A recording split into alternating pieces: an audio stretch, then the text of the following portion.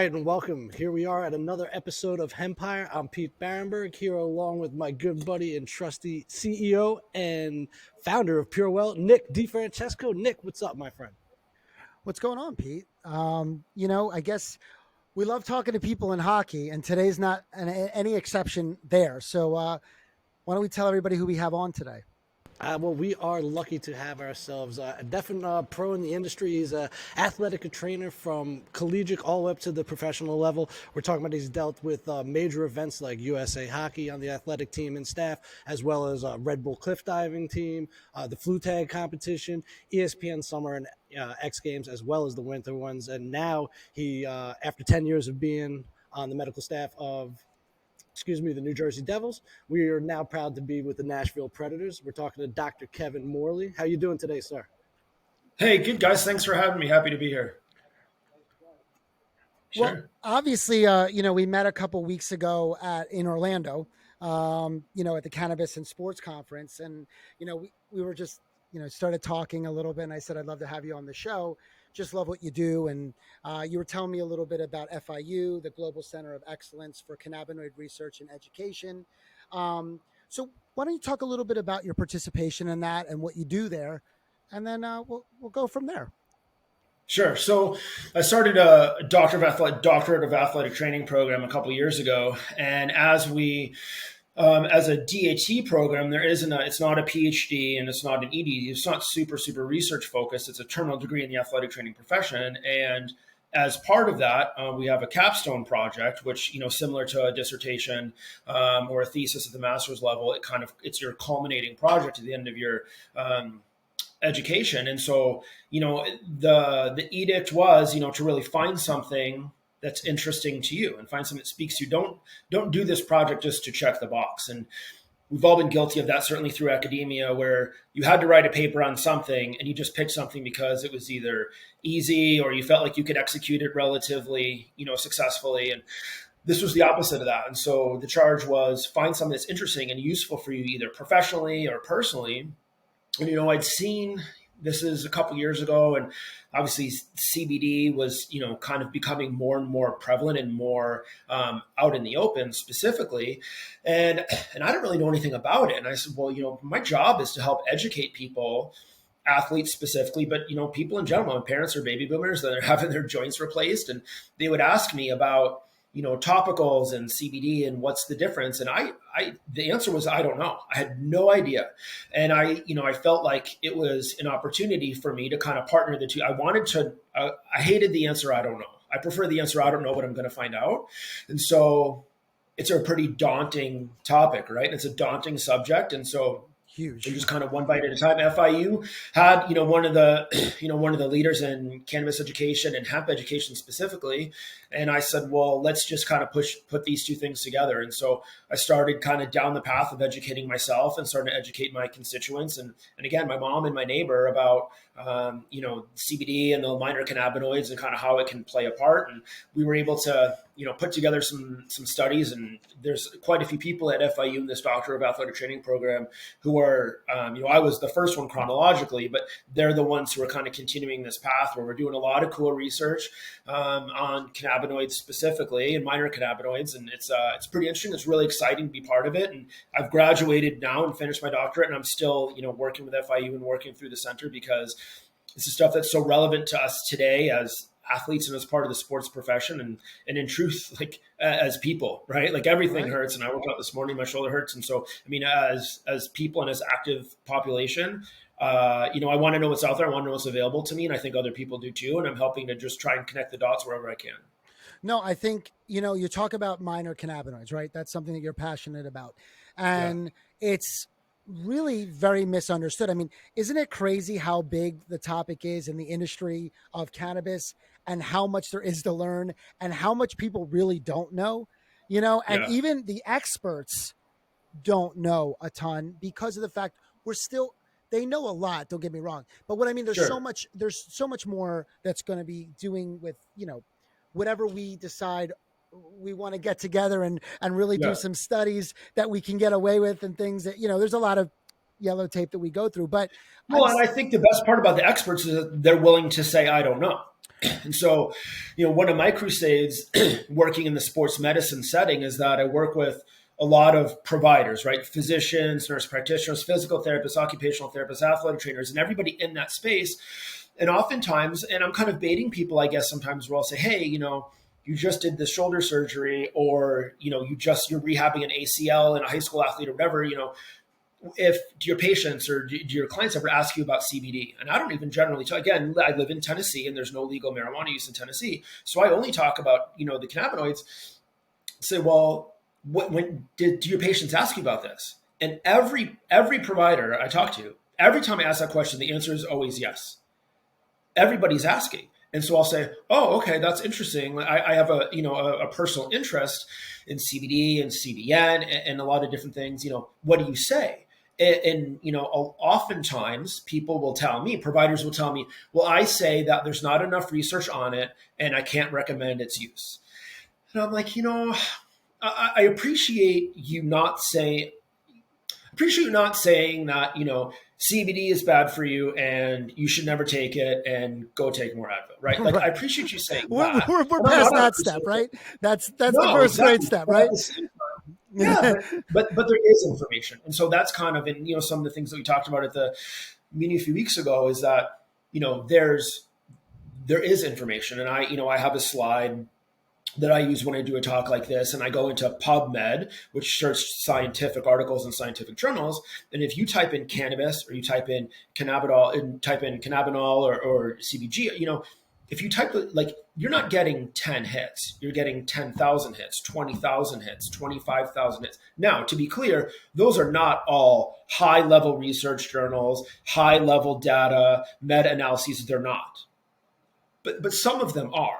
And so that's kind of my point, is that I understand that the high level data that we as a North American Medical Society are seeking, the level that it exists is not where we would like it to be, right? There's more studies on Tylenol than there is on CBD, right? We all agree on that. Oh yeah, definitely.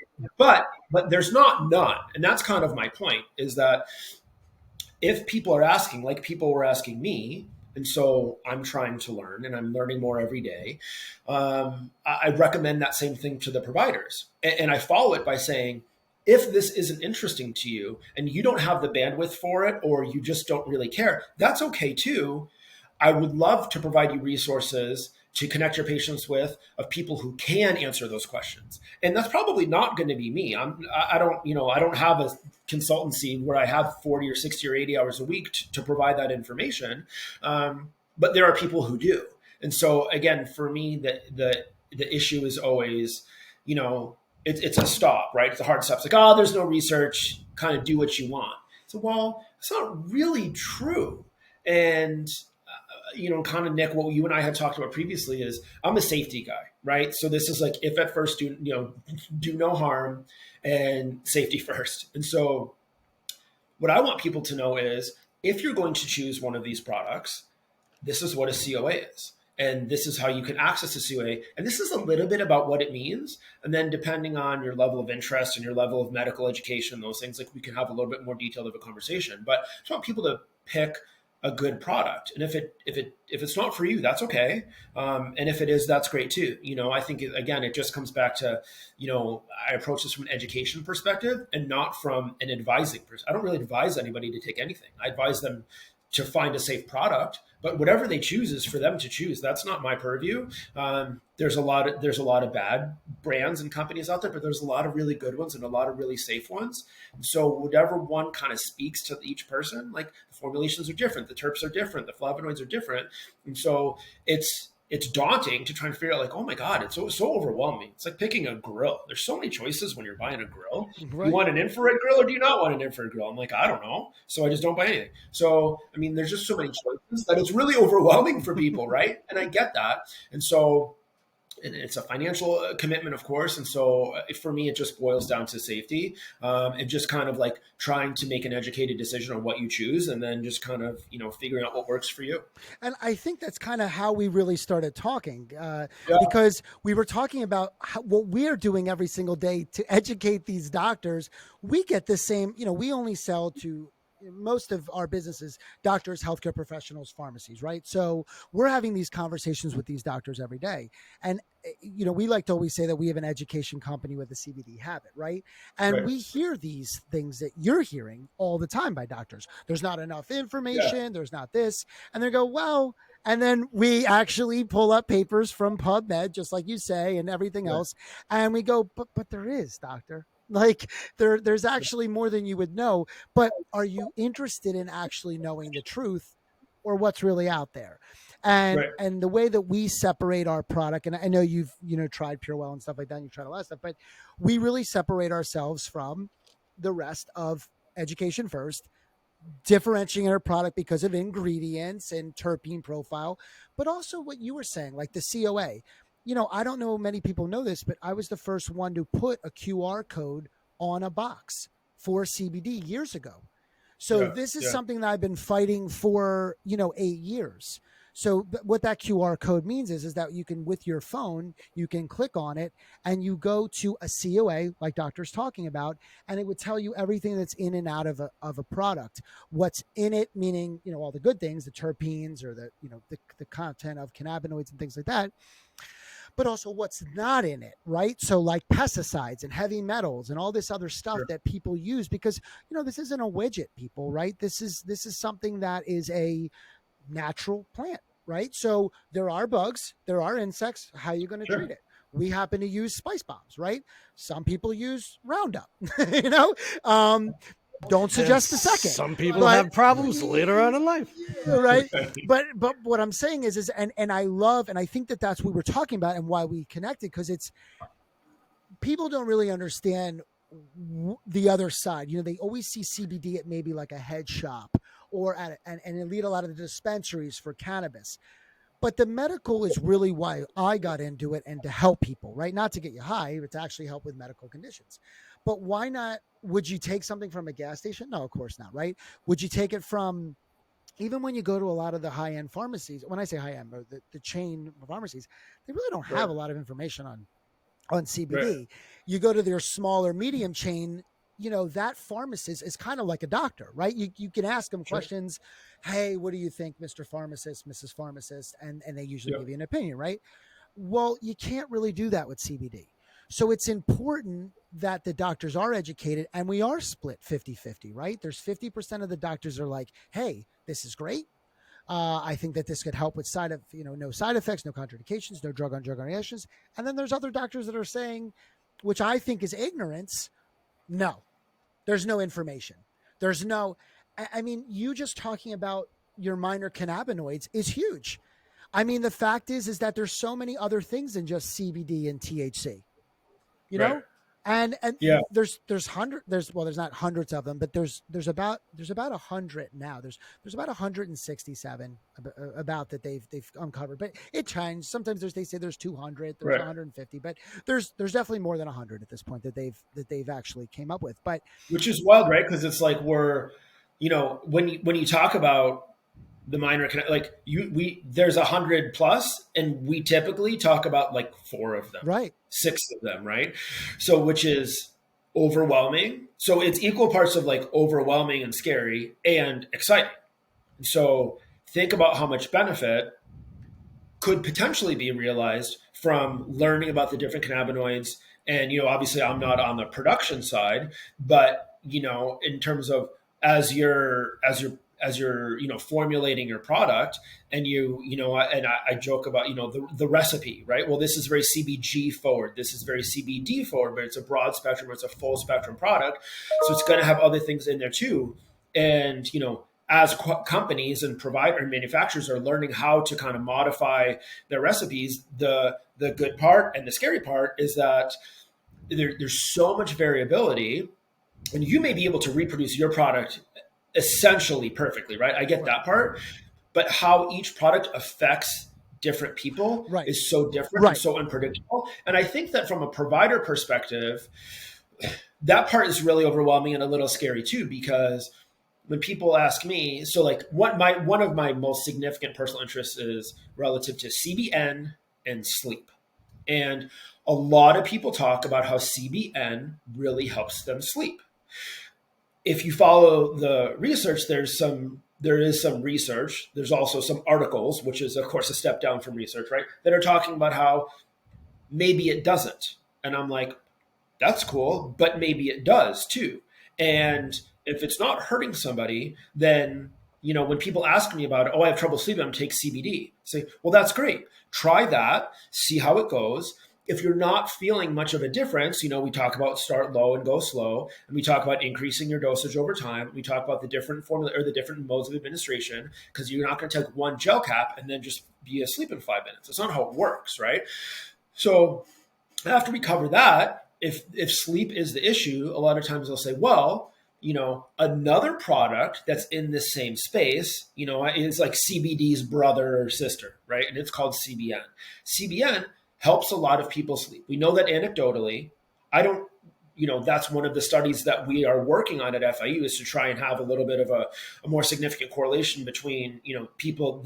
We have a multi-tiered, we have 2 different doses of CBN and then a placebo dose. We're going to give people a sleep questionnaire every day. It's totally anonymous. It's via their phone or tablet or whatever. And every day they'll wake up and answer like 10 questions about how well they fell asleep, how well they stayed asleep, and how they felt when they woke up. Right? Because people don't want to wake up and feel like real groggy and foggy and those sorts of things. And so that's my personal interest. And so that said, if CBD helps somebody sleep, awesome.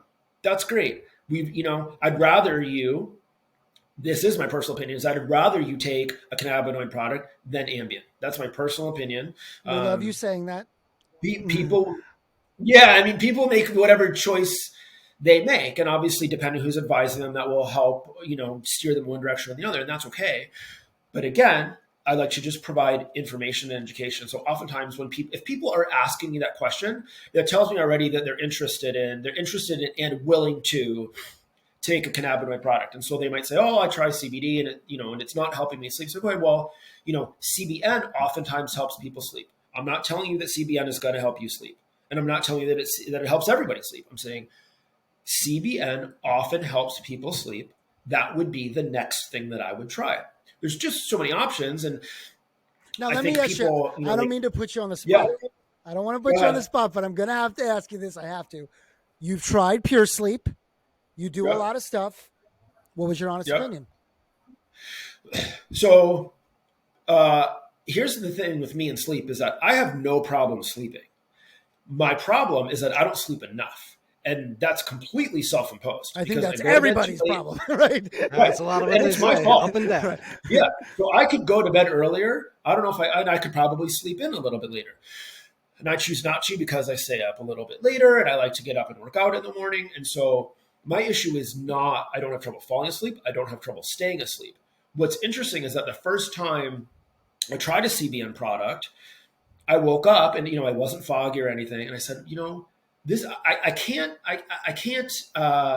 necessarily describe it, or I can't provide a value, right? There's no numeric value. I feel more rested than I did yesterday or the day before. And I would say, and this was before Nick and I had met, and I wasn't familiar with your products, and having now since tried the Pure Sleep, I would say I felt the same way. Is that, the formulation is different than some of the other formulations that I've tried of CBN products. And, and I believe in broad and full spectrum products. And I had the same result, is that I felt like I had, a more recuperative sleep. It didn't, it doesn't knock you out. It's not like a Benadryl or something like that. And I had, I felt better when I woke up. And that's, it's hard because for me as the patient, that's enough. Like that's all the information I need. Right. And most people, not all, most people, when selecting a product for themselves, would say the same thing, that they don't necessarily care what a meta-analysis says or double-blind placebo-controlled. People don't necessarily, some people care, but not all people do. And a lot of people say, well, it doesn't matter to me, though I want it safe, I want it legal, and if it works, it works, right? And so like the bar is relatively low. Right. It's not that hard. There's a lot of products that will achieve those three things. And that's what I tell people is that here's, I think I showed you, Nick, when I did that talk in a few weeks ago, is that we talk about COA, and I have a picture of scanning a QR code, and then one of the slides I use is a COA red flags. And there's like this little like Giphy guy like jumping around with red flags. And it's like, does it have one? Right. If it doesn't have one, and you should, Right. you should feel shame. You probably spent $5 on it. So throw it away, lesson learned. And so it doesn't have one. And did it come from the manufacturer? Like, again, that's a pretty low bar. So, And was it photoshopped? Because sometimes Well, so- you yeah, can see the tape in the corner, and you don't want to mess with that. But let's back this up though, because not everybody understands what we're talking about. So, Yeah. and not, I mean, so what happens is that the way that it should be is when you have a COA, a certificate of analysis, it should be done by a third party testing facility that's Yes. obviously has all the certifications and things like that. If you're making, I mean, anybody could make, again, in Peter's point, Sure. that make their own something in in their office, Arts and or in crafts, their baby. basement. We all had to take arts and crafts in school Right. at some Yeah. point. So we want it to be third party verified. Okay. So Yeah. that's what we're talking about here. And then the second part of that is there's actually another company that verifies that COA is correct. So there's actually Yes. now 2 stages of third party. And so we do that obviously at Purewell. We have Green Scientific, and then we also use verified hemp. So there's 2 different kind of things. And we do that for that reason. And it's because we are in a unique space that, though it's not regulated per se like everything else is in a lot of ways, it does have the ability to show a COA what's in it. Like, for example, if you went to the supermarket, you probably wouldn't want to look at the COA of some of the stuff on the shelves, Right. because there's a lot of funky things. If you read like an ingredient package and you go, I can't pronounce that. I'm going to be honest with you. If I can't pronounce it, it's not good for you. Okay. So that's where I stand with ingredients. If there's a hyphen or a number, not good for you. So that is a good thing. And that's something that we're trying to, but a lot of people are not aware of that, doctor. So they understand that what are we looking for and why is this important, that we do have this information in the good companies that are not always there, but if they are there, it tells you exactly what's in it. And that's a huge And I think one thing that scares a lot of people, and I understand this, is a lot of the education, and you probably feel this pain, but a lot of the education is coming from the manufacturers. And I think that people who don't understand the space were like, of course, Nick is going to tell me he's got the cleanest product out there. Exactly. Of course, he's going to tell me it works the best. Like, why would I listen to him? And I understand that, And so as somebody who has, industry relationships, I don't work for Purewell. I don't work for anybody else. And so, I always come back to that whole like safety, efficacy, and legal, like those are, clean product. And so I think there is, you can search YouTube and Netflix, and there is a lot of information out there, but the people who are the most incentivized to provide that information are the manufacturers themselves. Absolutely. And so I'm happy to, I don't really steer people towards specific products. There are times when I steer people away from certain products, but very seldom. Maybe my mom I might pick for her, but apart from that, I don't. I tell people, if you want to look at a few products and bring them to me, I'm happy to help you look at them and decide what might be a better choice for you. But without knowing how each product is going to affect a person, I don't know if fat soluble CBD tincture versus a water soluble. I can explain to you the difference and explain to you how, but I don't know how it's going to affect you. Each product is going to affect you, nor do I really know how it's going to affect me. So as long as we're safe, then especially in the cannabinoid space, it's really easy to have these conversations in the cannabinoid space, less the psychoactive issues, right? So that's a separate conversation. And for people who have a lot of utility in that space, that's fantastic. But again, working in sports and working I travel all the time, all over the United States. I travel all over North America. I'm going to Europe in a few weeks. Like, obviously, Brittany Griner and Sha'Carri Richardson, like those things couldn't be more, prevalent and timely, right? Like, it's a really big deal. And so we talk about hemp products because, thanks to the 2018 Farm Bill, hemp products, less than 0.3% dry weight THC. Hemp products are legal throughout the United States, likewise in Canada. And so that's the space where I'm the most comfortable because I know the most about it. And I think that there's fewer distractions when you talk about cannabinoids specifically or hemp specifically. Well, yeah, you talked about the legal issues surrounding, the cannabinoids, and it couldn't be more timely, right? Yeah. And what, I guess, what has that taught you too, though? I mean, of where we are. I mean, there's just a lot of misconception. Obviously, different companies or different countries have different regulations. I mean, we have athletes that come to us all the time. We happen to have a very well-known UFC fighter happens to fight in where's One. he? Yeah, he's in One. one. No, but what One. country? He was going to what's it called, down to Singapore. Singapore, right? So Singapore, Okay. it's highly illegal. I mean, it's like, Right. serious felony, CBD, not even THC. Yeah. So Yeah. for him to even say, look, I use the product here and it works for me and great, like he, He can't even take a picture with a leaf. He couldn't even Not take a next to a picture with flower. us because it was going to be like, because his main, where his major fights are in Singapore. So, so that being said, and going back to, I got so much things to ask you, but it's what I was going to ask you, and what I was really trying to say is, what do you think that tells us about what the vape laws are? Like, a vape is obviously THC. THC is what we consider a vape, right? So it's not a CBD, but it is THC. Where still interstate going across, it still would be illegal, right? So it's not like it's that far off to where we are in the United States, whereas CBD, I think, is a lot more widespread in a lot more countries now. It is opening up in Asia. It is opening up in some other places. They are being a little bit more understanding of the benefits, right? Because of the health benefits, not because this is a drug that people get addicted or it hurts them in some way. It actually is giving people relief.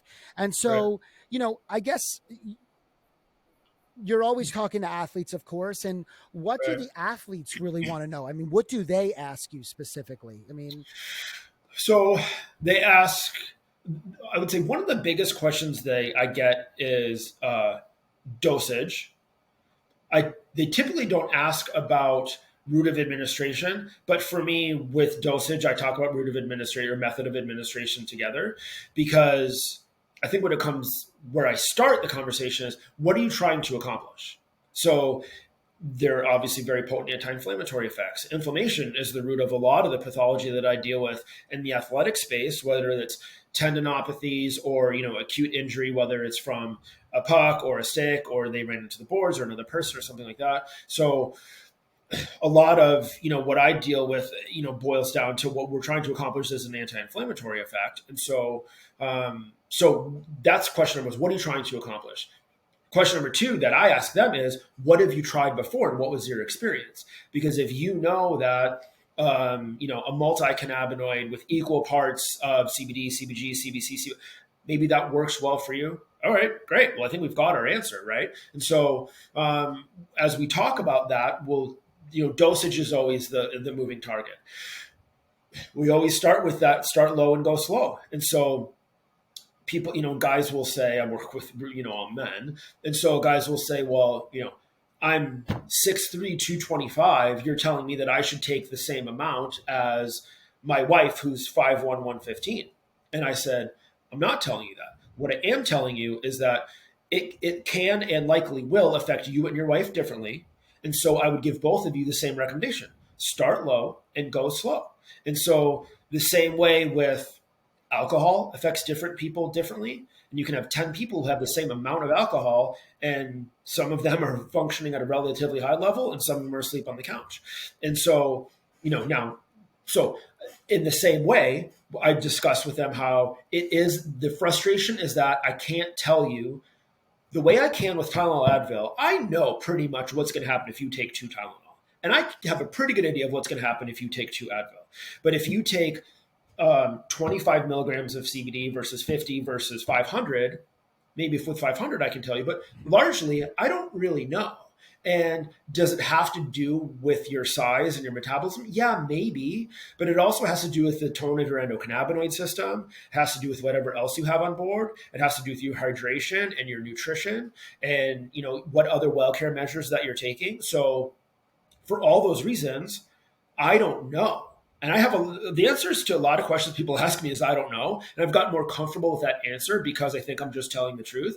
And again, oftentimes, like when we started, I'll say, I don't know, but either I'm going to find out for you or I'm going to help you find out. And this is how you're going to find out. But I'm sorry, but this is a major, what you're talking about though, for a doctor is like mental overload. Because what happens is that doctors do not like this answer because they're used to learning. It's easy for me to say this because, obviously I'm not a medical physician. And so, what I always bring it back to is this is what we know and this is what we don't know.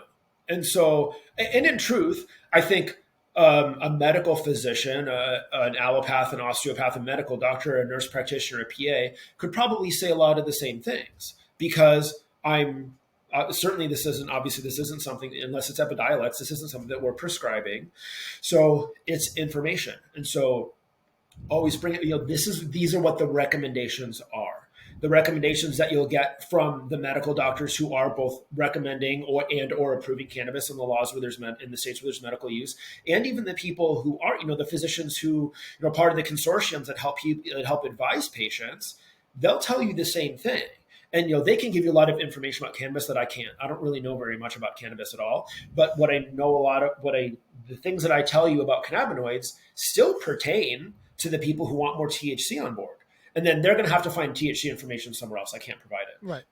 But less that, I can help guide you a little bit and just give you the information relative to the safe recommendations about, again, there's so many choices. And so that's where players and their families and my mom get overwhelmed and say, well, I don't know what to pick. And I'm like, dude, I get it. There's a lot of choices. And as long as it's safe, legal, and healthy, then pick one. Do you steer them more towards topicals though? Okay, so because the reason why I'm getting to this before you answer this question is because let's talk about the elephant in the room, right? Drug testing. Okay, now we've learned on Hempire that the NHL is a lot more lenient when it comes to cannabis testing, which is not the case in the NFL and well, it's gotten a lot better in the NFL and NBA and stuff like that, but it's still not where the NHL is. I mean, Riley Cote's on saying, I would have been tested and they cared. I would have been positive every time they tested me. So, that being said, answer that question more, because are they caring about topicals just because they're looking for topicals, or are they looking for something systemic that they take, or, obviously just so everybody knows. Yeah. Because like topicals don't go into the bloodstream as much for everybody out there. Right. So obviously I have to tread lightly on that one because I'm not representing the NHL.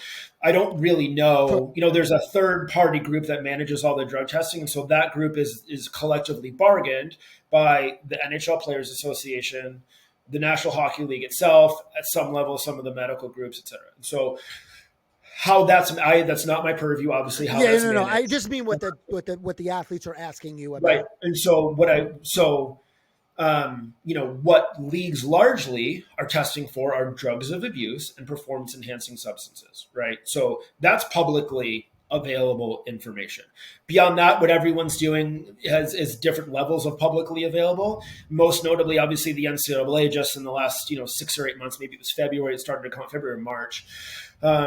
They raised their threshold for a positive cannabis test used to be, I think, 35 nanograms per milliliter or milligrams per nanoliter, and it raised to 150. Yeah. Wow. So I make this joke. It's not really a joke. Is that you don't have to know what a milligram is. You don't have to know what a liter is. You don't have to know what anything is. Math tells you that going from 35 to 150 is damn near 5 times. Right. Right. So, I don't follow the NCAA. I follow, that was interesting to me, of course, because what the NCAA does is a really big deal because other groups and jurisdictions will follow often, obviously, what the NCAA does, right? It's Right. like Medicare. Of course. So it's relevant for that reason. Obviously, I'm not in the situation where NCAA levels or whatever are important to me. So to your point, Nick, to answer your question, is that right? Anything topical, does it get into your bloodstream? Obviously, it has a little bit of a ways to go. Can it get into your bloodstream? Yes, of course it can. It's so diluted by the time it gets there. I don't really have any concern about anything topical in really any capacity, whether it's a cannabinoid product or not. So people are fairly specific about they're either like a topical person or they're not. And so you have some athletes, and you'll see it on TV when you're watching NFL games or NBA games, whatever, is that sometimes you'll see somebody putting, Flexol or any number of different topical things on their neck or on their arm between plays, or, if they show the locker room, sometimes when they like pan the locker room before a game, you might see somebody with a roll on or something like that. People who like topicals, I think there's the visceral, response, like, oh, I'm putting this where it hurts. This is helping my arm because I'm rubbing it on my arm, right? I get it. It's transdermal. It's going to go into that tissue. Is it magically going to fix everything? I don't know. But if it makes you feel better, who cares, right? So yeah, exactly. And so I feel the same way. Yeah. So I feel the same way about, hot stuff versus cold stuff versus a cannabinoid, like whatever, try it. If somebody says, hey, what do you think about this with topicals? Again, it's not something that you're ingesting. So you're still putting it on your body. So there's some level of commitment there. But, I tell people, if you want to try it and see how it goes. And if it works, great. If it doesn't, that's okay too. But do they lean more towards a topical versus Not necessarily. Not necessarily. Okay. No, some people do. And it's so funny because it's also, a situation where some people might say, I want to put this on before a game, but then some people want to put on after the game. And some people want something that they want to put on at night before they go to bed. And so those decisions are just very, I don't want to overstate it by saying it's a personal decision. I just mean that it's a very person specific decision. Yeah, no, fair. So fair, absolutely. Just like with anything that you are ingesting, I'll say, see how it works for you. If it makes you, if it's like real gives you the tingles in your arm and it helps and it prevents you from falling asleep, then don't use it at night again. Right. I don't think it's an unhealthy product. It just might not be something for you to use at night. And it's funny because, we're always trying to do things with different products, right? Like we have a long-term anti-inflammatory that we work on. We obviously have our sleep product. We do have topicals. We have all these different things. And, everything has its own place, right? Like you just said. Sure. But I think it's taken us a real hard time to try to figure out what you went to and before when you were touching on it, on really making specific formulas for something that is such a major issue in not just professional sports, but in the nation and with regular everyday people, that these athletes are everyday people, right? They're the same ones that just because they can't sleep either. They're going on playing. They're doing all this stuff. They're all wound up from whatever they're on, and even just pre-workouts and stuff like that.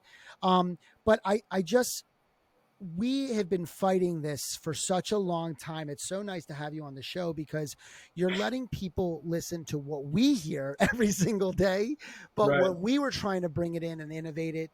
I mean, imagine where we started 7 years ago. 5 years ago, and to have a custom formulation and say, look, there's something that really will help that doesn't have side effects. You don't have to take Advil. You don't have, you got to understand, doctor, there's so many athletes that come on the show and they're like, I wish I had I had CBD at the time. Right. Because I was fed opiates. I was fed NSAIDs. And I keep saying it on the show, but like they are fed, like they're paying a price for it big time. And they're being fed these things like PEDs, and ulcerations are the least of the concerns. Where most people are like, oh my God, I'm going to get an ulceration. I could possibly die, and stomach and ulcers. No. These are like, it's so bad. It's so bad. So I'm so glad that all these athletes are really coming to you and saying, I want to try something in cannabis. I want to give this a shot. Because. Yeah. And I think too, what I'll say on that, Nick, is, we acknowledge that, athletes are people too, and specific again to the sleep conversation, we don't even, I mean, again, I don't even talk about cannabinoids until somebody asks me about cannabinoids. And oftentimes it's like, hey, my friend, teammate, wife, whomever, recommended this or is trying this. What do you think? And that's typically, it's kind of a grassroots, like organic conversation, it's typically how it starts. But when that does start and specific to sleep, the first thing out of my mouth is not like, oh, well, here's 10 different cannabinoid products you should try.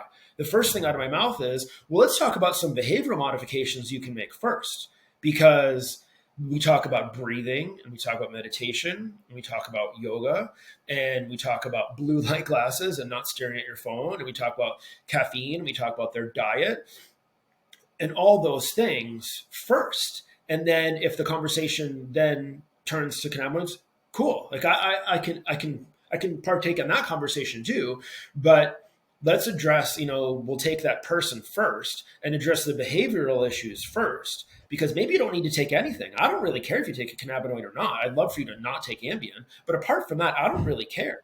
So, it's like the warm milk thing that your mom did. I don't even know if that's a thing anymore. I don't give it to my kids, but it sounds gross. But, like there are things that we can do, and there's so many different apps and stuff on Netflix that can really help kind of center you before. You're right. Our games are at night and they're hopped up on adrenaline and, and caffeine and testosterone and all these. And then, and then immediately after game, we jump on a plane and then we're changing time zones.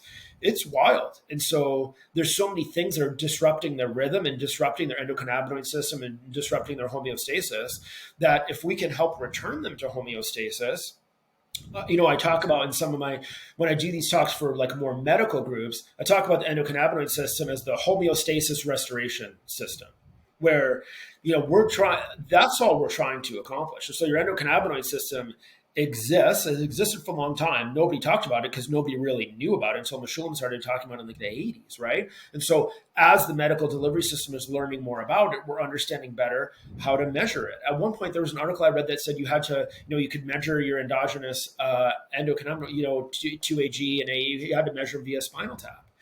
Pretty invasive. IRB is not going to improve that very often. And so now the medical community is learning that there are other ways to measure your endocannabinoid system. They call it your endocannabinoid tone, right? And so there's so many factors that disrupt that. So think about all the things that disrupt your homeostasis. And, people you don't want to eat a big meal right before bed. And so that's easy when you're home and you're going to work at a normal time and coming home at a normal time. But if I'm, in Calgary and I'm eating dinner at 11 o'clock at night and then flying to Vancouver, or then flying back to Nashville or whatever, everything really gets kind of turned upside down. And so your internal clock is all screwed up and it's hard to reset that. People have differing abilities and, in doing that. Some people it's really easy to change time zones. Some people it's really hard and their sleep and their diet, all those things are affected. And so, there's so many variables that you just control. I like to tell people, identify the things you have control over, the things that you don't. And so with the things you have control over, and sometimes we make a list. And so it includes obviously what you're putting in your body relative to cannabinoids or other products, but it also includes your diet and it includes how much you eat and when you eat and all those things. And so the conversation is not, what should I take to help me sleep? And I say CBN and then they go away and they sleep well forever. That has never happened to me. I don't think it ever will, because the conversation would be more, obviously, you can tell it would be a longer conversation. There's so many things that affect it. And if CBN is part of it, great. If it's not, that's fine too. But I think it's a conversation and it's a progression as opposed to just here's the answer. Unfortunately, my experience is that there isn't one answer. There's a lot of answers. And what works for you and what works for the person next to you is unfortunately probably not the same. So we have to really tailor it, make it specific to each person. And it's a trial and error. As long as it's safe and healthy and legal, then trial and error away. I think that, yeah, I mean, I think it's a huge point. And just because of the fact that I think that I don't know how to say this, in the fact that I wish that all healthcare was kind of that way, instead of what it has become with pharmaceuticals and things where they're just like, take 2 of these and call me in the morning. Right. I mean, Right. that's what was. I don't think that they was, want you to call them. They just want you to take the two, then take the two, and then take the two, and then when you're done, just come back for the refill. right, and then take the thing that sucks, takes away the side effect that you got from the other thing, and so and right, um, And so I think the issue, Nick, is that, I mean, certainly what you're saying is relevant. And I think that in the sports space, again, I work with people who are very young, very healthy, essentially no comorbidities in terms of like, really nobody on any of my teams has been hypertensive. We get a diabetic every once in a while. But like, apart from that, there aren't a lot of what you're describing is certainly an issue relative to mainstream America. Thankfully, in the population of people that I deal with, that's less of a challenge. And I'm not necessarily anti-pharma specifically, but I always think that we as a society are an over-medicated society. And part of that is the patient's fault. Because a patient walks into the office and says, I have a sinus infection. I want a Z-Pack and I'm not leaving without it. And if you, Dr. Nick, tell me no, I'm going to go to you, Dr. Pete, because I know that you're going to tell me yes. And I think that's a societal issue. Is the medical delivery system part of it? Sure, of course. But we as patients are too. Like, we're not without fault. So there's a lot of people that are the opposite. They don't want to take any pills. And I said, well, you've got an infection in your elbow or whatever. Like, this is a really big deal. We're going to have to wash this out. You're going to go septic. I mean, so there's obviously both sides of the coin. And so what we always like to talk about is, what is the pathology or what is it that we're treating? And is there an end in sight for that? If you have pain and you need to take Tylenol, Advil for a tendinopathy or a bursa issue or a muscle problem or whatever, that's certainly not wrong. But, oftentimes people, 2 Advil turns into 4 Advil and it goes from twice a day to 3 times a day to 4 times a day. And I'm not anti-Advil. I'm just not sure why that's really that necessary. So I have Advil in my house. Like, I would give Advil to my kids right now if they needed it, but not in perpetuity. And I think that's societally. well, that's it right there. Yeah. I mean, and what we've been taught, or what I learned being in the medical field too. Right, of course, Advil's fine for a headache. That's something like that, but you're not taking it every day. You're not taking it like you're taking it multiple times a day for weeks, months, and some people years. Right. And that's really what you're saying, right, doctor? I mean, that's what I would think that people don't realize, just because it's on a shelf at your Costco in a gigantic trough of it, or at CVS and so readily available, does not mean it's safe. I mean, it's safe as taken, as per needed, not abused or gone overboard with. But I think with everything, there's right? so little, there's almost nothing that I put in my body that's without risk. Advil has risk. Cannabinoids and cannabis has some level of risk. Chocolate cake has risk. And I'm positive that red wine has risk. I know that it's cardioprotective, and I like to tell everybody that too. But but nothing is without risk. Yeah, like nothing is without risk. So understand cost benefit analysis, right? What is the risk if I take Advil twice a day for 3 or 4 days because I pull the muscle in my back lifting or whatever? That's a pretty low level risk. Like, I'd be willing to sign up for that risk. Do I want to take 800 milligrams of Advil 4 times a day for 40 years? No, not really. That's not a risk that I personally am interested in signing up for. In the same way with cake or Reese's peanut butter cups and red wine. I mean, so even the things that we tout as being healthy for us, well, I think healthy should generally be in quotes, but I think the things that we think are safe and healthy, we also need to consider what long-term use of anything, and more importantly, is it part of the conversation of is it safe is also, do I still need this? Like, maybe it's safe to continue to take this, but like, is it really accomplishing anything anymore? Because if you don't need it, if you think about a knee brace as an example, we're in the sports medicine community, knee braces, right? So you have an ACL tear, a meniscus, or whatever, you put on a knee brace. Do you need braces? Have a purpose? My personal belief is that you don't need to wear a knee brace for the rest of your career. That's my personal opinion. And I can explain to you why. But some people, well, I tore my ACL when I was a junior in high school, and I'll wear this for the rest of my life. Well, is that unsafe? No, it's not unsafe. Is it unhealthy? No, it's not unhealthy. But do you need it? I would argue that you don't. So it had a function for a period of time, the same way Advil, Tylenol does if you have a fever or whatever else. So I think people, need to find the things that are working best for them given the situation that they're in. If you're not having trouble sleeping anymore, maybe CBN is really powerful for you in situations where sleep is an issue, and then maybe your job changes or whatever. Maybe it's not anymore. Okay, but then maybe there's inflammatory pathologies, and CBG, CBC, like maybe some of those are part of you. Cool. Like there's an app for that, right? Like there's something that can help you with all these different things, and just like in the inflammation paradigm, we'll talk about the things, the non-pharmaceutical, ingestible ways that we can address inflammation too. And if CBC and CBG is a part of that for a period of time, okay, great. But probably doesn't have to be forever. But I think it's important that people understand what the risk is, albeit understanding that the risk for some things is very, very low. And then also what itch is it scratching and how long do you need it? Because you don't, I think we just get into this habit of like the little pill thing that, on Monday I take this, on Tuesday I take this. Well, if you need that, I'm on board completely. But if you don't, then that seems wasteful and kind of expensive, right? Right. No, well, one of the things I always thought with braces being in sports and stuff like that is it doesn't let your muscles, and again, I could be totally wrong on this. This was my own personal, but I just felt like if I was strong enough not to have my brace, I liked not having the brace on, if I tweaked my knee or something like that. Sure. And I would take it off because I felt like my knee would be stronger not having the brace as a crutch. Well, yeah, you don't want to get used to rely on it. And I felt like progress. Maybe that was my mental, I don't know.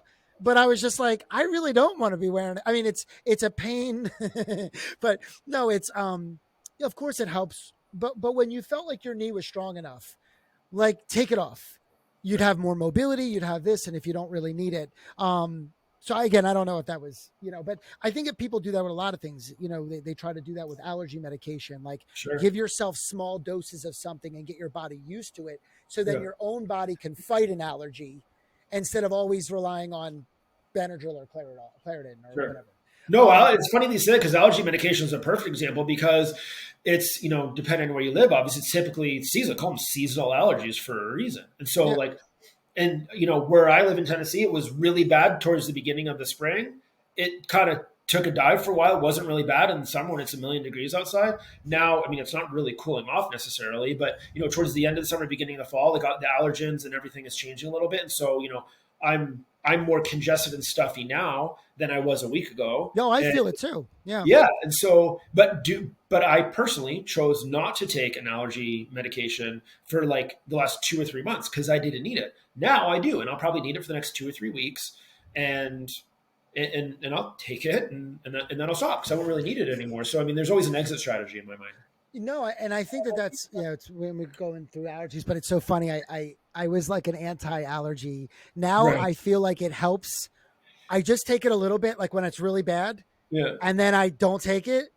And I feel like, but I do feel like it really does help me, but it just gets my body reset to be ready to fight again. Right. Like it gives me that little bit of help. And then, when my body's kind of reeling and has inflammation. So, but let's talk about real quick. We'll go back to CBC and CBG because that's not a bunch talked about cannabinoid. And I know you love the minor cannabinoids. Yeah. The benefits of those two. What do you see? Where do you see where they fit into the everyday, the athlete, just where do you see the benefits of those two cannabinoids? So I'm not really sure yet.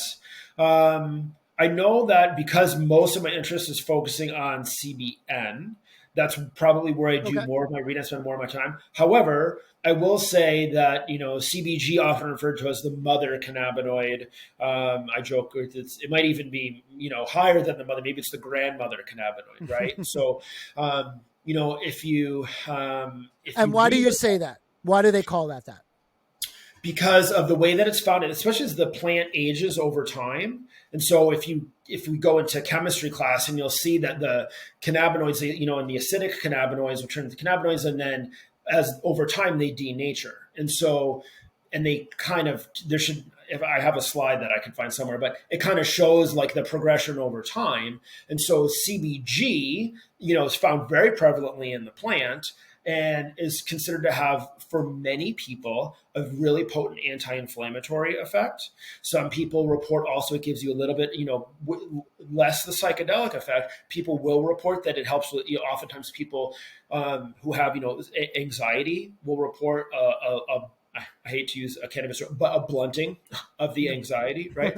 And so again, yeah, so different for every person, but that's what I'm reading about when when people talk about that, and they're becoming more available in the cannabinoid space. And so if you for a period of time, the only thing that wasn't cannabis that was available was CBD, right? And everybody took CBD. And people walked around talking about how CBD cures everything, which of course it doesn't, because nothing cures everything. And so, now we're learning about, again, going back to the 120, 140, whatever, minor cannabinoids have been identified, CBC, CBG, in my mind, are really kind of not the next frontier. I think it's the next group of cannabinoids that will start to have some more kind of societal awareness, and people will learn again, how each one affects each person. And so because it is so different, I'll oftentimes come back to, many people say that CBC does this. And so does CBC directly replace Advil? Does CBC replace Adderall? No, CBC doesn't replace any of those things. CBC has a different effect for each person. Oftentimes it does have a little bit of a calming effect, and oftentimes it does have a very potent anti-inflammatory effect, but each person is going to be different, and you'll just need to kind of work through that on your own to decide or to identify how it affects you. Well, and in one of our products that we have in Pure Relief, we specifically isolated like CBN for Pure Sleep, but we use CBG specifically for Pure Relief because it is a very strong anti-inflammatory. And I don't know, you had a chance to try that one as well. But that is why I went after specifically that cannabinoid. And I'm not trying to, it's just that we're ahead of the curve, and we've been doing this for a while, and we've been doing a lot of research on these cannabinoids. Like, for example, we launched Pure Relief almost 1.5 years ago, and we started working on it 3 years ago. That's how long it's taken to really bring it to market. But we just knew the benefits, and that's what we're trying to do. We're trying to address certain conditions with cannabinoids because there are benefits, not just CBD, right? And all these different minor cannabinoids. And I love that you're studying this, and I love that you're doing all the work that you're doing at FIU with the CBN. And the other thing I was talking about is last year, the National Athletic Trainers Association started up a Cannabinoid Task Force to help athletic trainers address the demand for information related to cannabis and cannabinoids. And you're an active member. So I was just saying, I'd love to know the response and the progress that the NATA has made, because it's an amazing, again, what we're talking about in the beginning, how doctors just don't have enough knowledge, and trainers. And so what do you, how are they? So this was, thank you for bringing that up. And I didn't even ask you to bring that up, but thank you for bringing that up, because this was wild. And this was, I can take, I was involved in, I can take no credit for getting it started. It had nothing to do with me. Dr. Jeff Conant at FIU, who's recently a member of the National Athletic Trainers Association Hall of Fame. Which we want to try to get him on. So he spearheaded this, and this was really his brainchild. And so he proposed it to the National Athletic Trainers Association, who hopped on board right away and said, Dr. Conant, take this and run with it, and let's make this work for our membership. And kudos to the NATA, and kudos to the membership for really digesting it and really hopping on board. Kudos to the association for taking the stand to say this is important for our membership, because we weren't just talking about cannabis, we were talking about cannabinoids as well. And so because there's, our membership is, I don't know, there's like 45 or 50,000 athletic trainers in the United States. And certainly there's some external to the United States as well. But, our membership, my colleagues in the NATA work at high schools and junior high schools and, sports medicine clinics and doctors' offices and insurance companies and in ergonomic settings and for pharma and for, all sorts of different kind of medical delivery paradigms.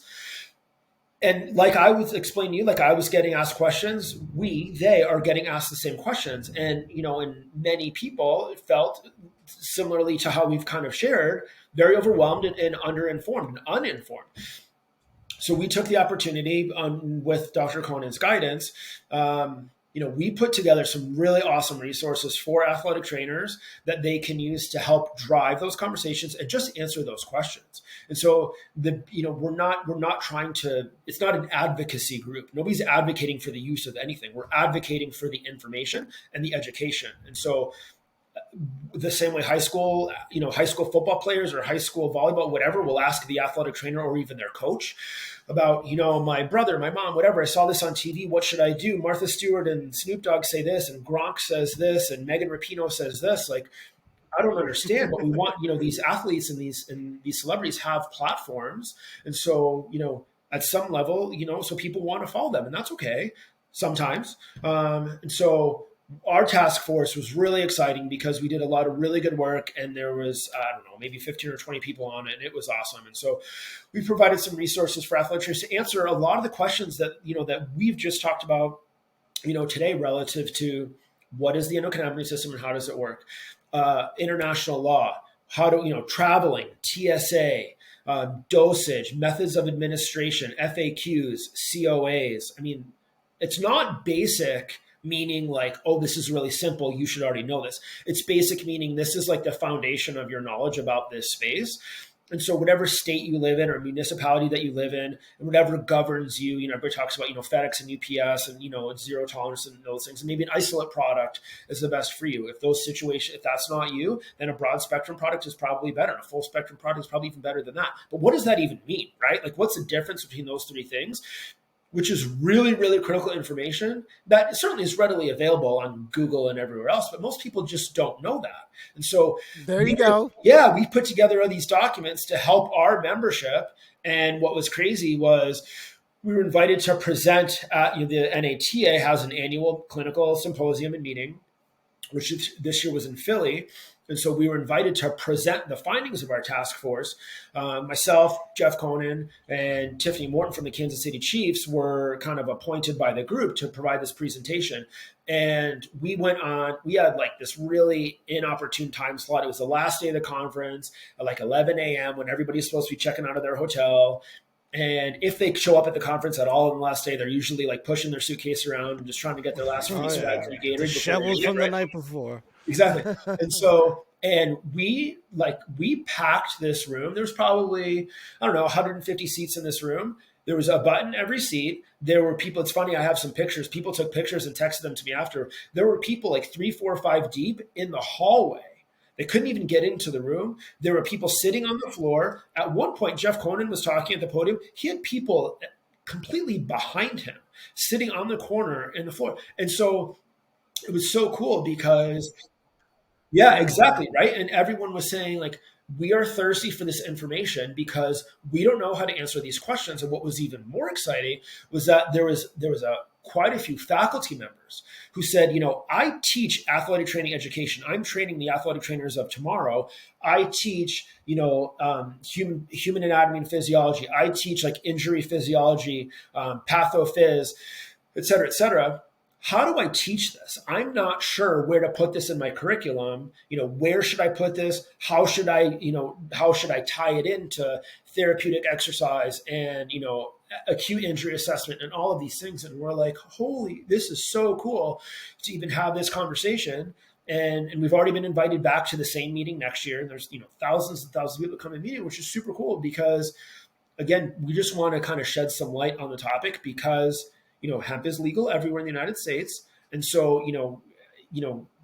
cannabis, again, is a separate conversation. And so everybody's interest is going to be different because of their personal interest and experience, as well as because of the state that they live in and kind of what the laws are governing that. But that statement does not pertain to hemp. Hemp is cool for everybody. And so that's why it's important to us to provide just access. And so if you want to come and talk, great. And if you want to access our documents, great. They're password protected behind the NATA membership wall. But for the 50,000 athletic trainers, in the United States and abroad, they have access to these documents readily, which was really, really cool to be able to be a part of that. and still going, right? So Yep. they're adding stuff every single day. Um, Again, how far we've come. I mean, when And we're yet not talking far about enough. not, but right, but Right. yet there's so much more that we listen, that we hear and we're listening to, that's out there, more that we're finding out. It's just, it's insane the amount of knowledge that this one plant is providing, that every different demographic, every walk of life, again, we say it on every show. Here we have an athletic trainer who talks to the top level athletes and helps the top level athletes in the world, and is having the same conversations that the average person is having, because they're looking for either the same relief, maybe they do different things, but Sure. they're looking for alternatives. They're looking for a healthy and safe and legal option. And that's honestly, doctor, that's why Right. I got into hemp, Yeah. right? So I got into hemp in the beginning because I really didn't want to deal. I don't want to say deal, but I just saw so many more medical benefits on this side than I did on just straight cannabis of THC. And then of course the legality issues, and um, I, that's why I decided to go into this space. You talked about Epidiolex. I actually worked on it on Okay. Epidiolex years ago. Yeah. So, so it was just kind of like, being from a medical background, this is a passion of me, for me to do this. But Yeah. it's funny, just you saying broad spectrum, isolate. We talk and we rattle these things off, and most of the population don't even understand what we're saying. So the fact that you are helping with this education, that people are starving I mean, think about how the beginning of this conversation started. You're talking about doctors that go, there's not enough information. Right. I'm not interested. There's nothing there. Now you're talking about a task force that's been put together, that people are lining up rooms that thirsty for this knowledge, but because it does exist. Right. It's just, do you want to learn what's in your food? Do you want to learn what's good for you? Do you want to learn how to be a better person? You gotta learn. You gotta try to better yourself. You can't just, it's not just gonna come to you. I Right. mean, people wish, I'm waiting for that $10 million check from Ed McMahon. Yeah. It, You and me it's it, both. I don't know where, but for somehow I actually have to get up in the morning and make it. Right. So why would it be any different in this situation? And especially with so many doctors that, look, we know that what they're taught, we know why they're taught, in traditional medicine and stuff. They've been being taught the same stuff for, forever. This is new. Now the newer doctors that we know, and it's not just DOs or MDs, Right. they're always open to it. It's really where we have the trouble is talking to more of the older doctors and stuck in their way. And it's funny because you talk about low and slow. We do talk a lot to rheumatologists as well and things like that, and doctors like that, and they are they had a problem with the opiates because they weren't educated enough, and when they were starting to give out these opiates to their patients, they were maybe not misdosing, okay, and Right. that led to some of the opiate crisis, was doctors giving the wrong dosage and things like that.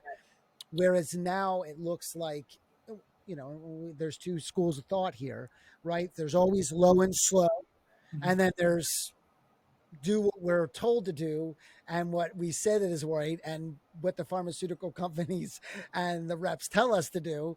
And there's two different agendas there, right? But use these things because you need them. Not, don't use them as a crutch. Nobody's telling you to use cannabis. It's going to improve your life, because, I know that everybody gets liquid courage when they drink alcohol, Right. and it makes them, look, if it makes your day better and you just want to, you're smoking marijuana, you're taking edibles, and that's what you want, and that's what you're into, great. Because your mental health is important too, right? But if you really have problems, you do have, sleeping issues or anxiety, or you have inflammation, or get educated, people. Understand what cannabinoids are, what quality of product it is, why what's going to work for me is not going to work for my spouse or my mother Right. or my brother. And it doesn't matter how big or tall or fat or skinny, or it doesn't matter what color your skin is. cannabis brings everybody together, and it's also, you need to find out what works for you. And I And will say that, just relative to the point about the physicians, and I'm very critical at times of this approach to the like throwing our hands up in the air, there's no information. The American Medical Association has acknowledged that cannabis and cannabinoids are here and a part of the medical delivery system. And obviously, again, with the disclaimer being that every state is different, the gentleman, the chair of the American Medical Association's task force, flew in he was on vacation in Hawaii. He lives in Pennsylvania, but he was on vacation in Hawaii and left his vacation in Hawaii to fly to Orlando a few weeks ago to meet with us as part of this, discussion of cannabis and sports. And so, kudos to him personally as the chair of this task force. And, they're obviously there's a lot of providers and everybody's knowledge in the space is very different.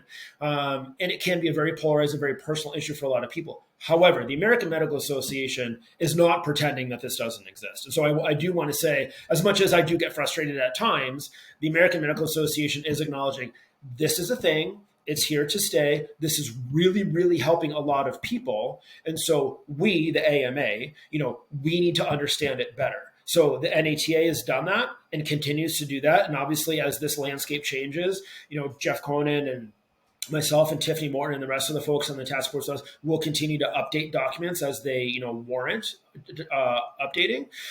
The AMA is doing that too. And so I want to be really respectful of that because they are doing real work. And so some people are saying it's easier for me to say that there's no research and then I don't have to answer the question. They're not all saying that. And so a lot of providers, a lot of physicians, OTs, NPs, PAs, everybody else, a lot of them are saying, this is a thing, we want to learn more about it. And so, they're asking for the high level research studies that we all want. And it's, it is challenging, especially domestically. It's hard to get those things, even the non-cannabis studies. Like we're doing cannabinoid research at FIU, and it's not easy to get that through IRB. And you get frustrated by that all you want, and certainly has frustrated me as well. But it doesn't matter. Like there is a process, and the process is there to protect human subjects. And so whether I think that this is a risk or not doesn't really matter that much because I have to convince, the IRB at FIU or Western IRB or whoever else you're using as kind of your vetting agency. It needs to be safe for people. And, the people usually doing the research are obviously convinced that they're doing something safe. Nobody wants to hurt anybody, but you have to convince other people too. And so the AMA is just saying, hey, there's not enough of the highest level research that we, the AMA, would like. And I agree. They're right there. They're wrong in saying there's no research. So the people that are saying that are wrong. But the people that are saying, hey, we'd really like better content, I'm on board.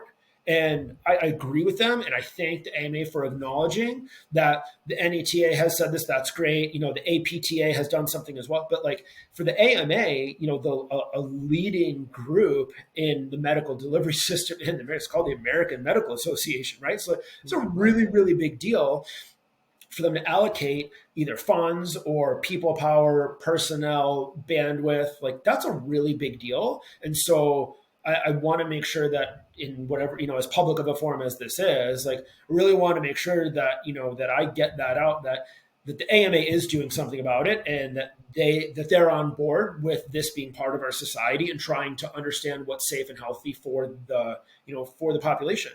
But a lot of the population is more complicated than, like I mentioned before. The people that I deal with are, it's a very small niche market, right? And so for the rheumatologists, for the people, working with like the aging population who have all these other medications on board, I have no idea how to be part of that conversation. I know nothing about how this interacts with, your statins and your Lipitor and anything else that I don't know, that Coumadin, like all those other things, I have no idea. And so the pharmacology people need to be a part of this conversation, and and the medical provider people need to be part of this conversation. At some level, pharma does too, right? So it takes a village, and for me, I'm interested in, what I'm seeking is the information, again, not coming from the side of, any manufacturer or anything like that. I want people to understand, what's out there and just how they can educate themselves about it. And then, kind of whatever happens next, as long as it's done safely and legally, is for them to choose.